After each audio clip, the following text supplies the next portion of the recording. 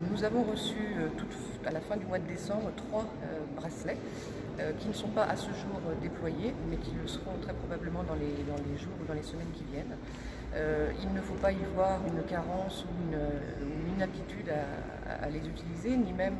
y voir le fait que la Sarthe serait totalement exempte de ces problématiques. Simplement, je pense qu'il faut avoir à l'esprit que c'est un dispositif subsidiaire, c'est-à-dire qu'on l'utilise que quand tout le reste a échoué, ou quand on est certain que tout le reste va échouer parce qu'on est sur une typologie,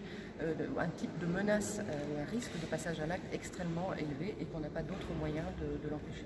Donc c'est pour cette raison qu'ils ne sont pas encore déployés à ce jour. La seconde raison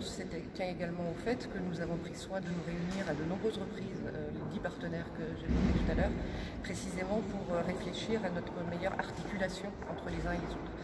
pour faire en sorte qu'une information relative à un fait nouveau ou à un incident ne reste pas dans un placard ou dans un tiroir quelque part, mais qu'en revanche les 9 autres aient immédiatement accès à cette information. C'est la raison pour laquelle il a fallu réfléchir également au circuit de transmission d'informations.